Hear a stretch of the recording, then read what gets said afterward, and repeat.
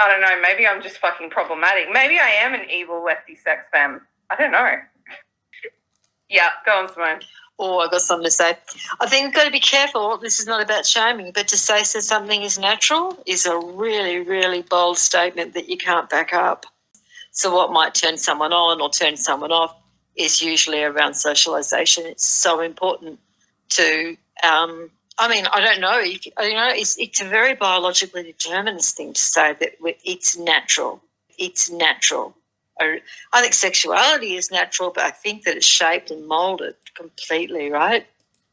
Not funny about it. I'm pretty stringent on that. Calling something natural is really, really important to identify whether something is or not. But good on you for bringing up the topic. God, this one will be recorded for sure, so that everyone can be king shamed.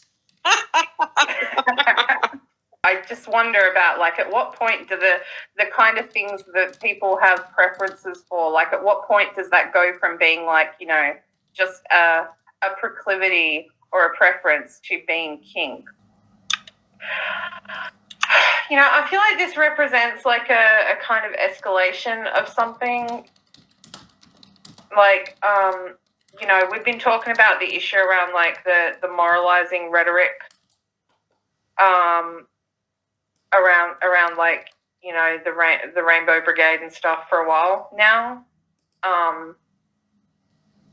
I feel like this is kind of like up the ante to target women in the same kind of way.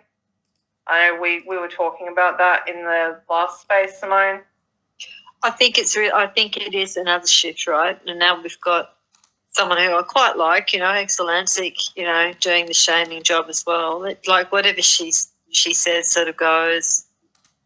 Not Excellency necessarily, but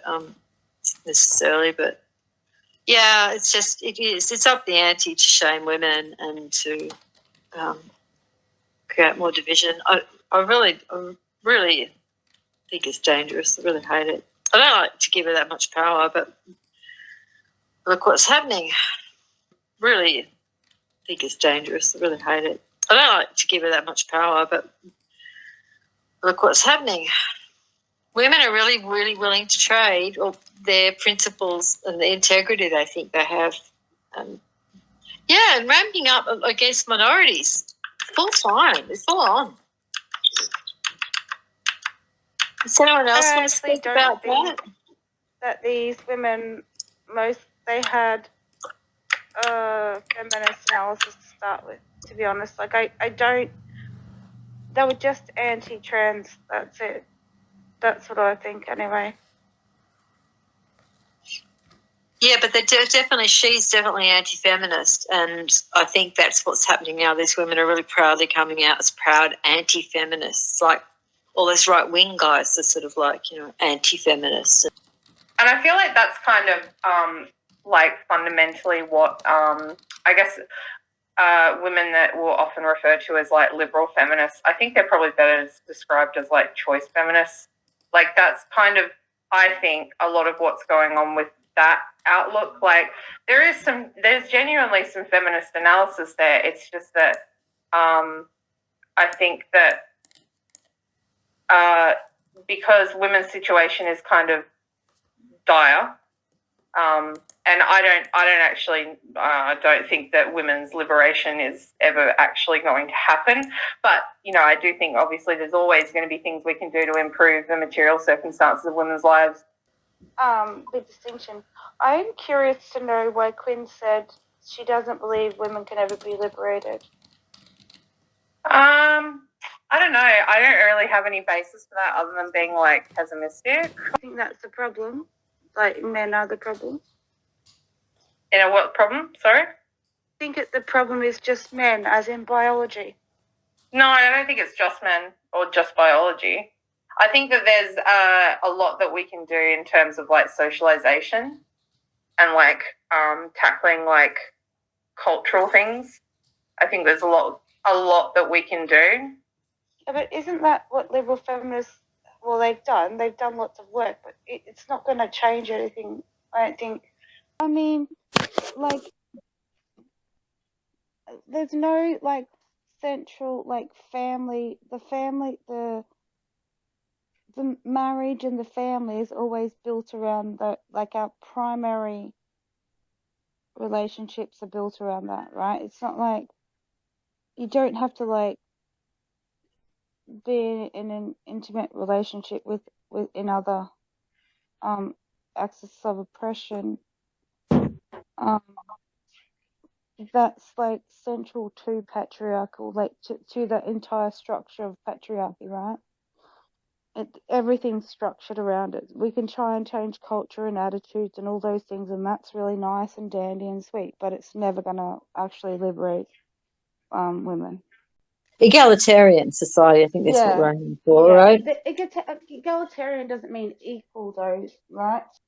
When I started saying things like, well, we can't fight for women's rights if we can't define what a woman is, it's really problematic when you keep defining things like that, because then I see everyone only talking about that issue, and in the meantime, Shannon Fentiman in Queensland is saying that we should decriminalise all the Johns and the pimps even further.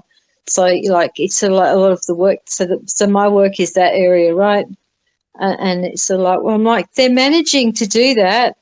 They're managing to do all these things that are having devastating impacts on women, knowing it doesn't matter what we're called in that situation at all. It really, really fucks me off that this has got so much more attention. Right? So if you're not challenging that, then you're not actually fighting for women's rights, because there will always be those women over there that you can use, and they know what a woman is no matter what we're called. So everyone's saying we don't need... They're not fighting for those women's rights. No, they're not. Yeah. We can fight for women's rights alongside this stuff about saying, yeah, the word woman is taken, but if that's all that we're focused on, then these are not my people. I'm over there with the prostituted women and the transsexuals. That's where I'm sitting. It's I started really getting dragged down this hole. I went a long way, but now it is just all that shrieking about all these guys are just perverts and they're all revolting and they don't. In the meantime, we need to chop wood, carry water, get things done. Yeah, and Quinn, you were saying, more demonisation of the LGB. It's just like, yeah. That, like, of course, I am on the side of the rainbow flag. I don't even care I don't care which people we're talking about. I don't know. This is something that I worry about, and I feel like maybe not everyone's worried about it. Worried about making LGB people feel alienated and othered in the process. Like, it would be nice if we could not do that, And homophobia is on the rise, and all of this. And how do you take a stand against all of that in a way that communicates your values? Right. Yeah. And gets other people on board. Gets the fallen on board, right? Like the ones who are falling for it, who we know ought to know better. I call people fucking morons all the time. I do reserve that right, because some people are just fucking morons.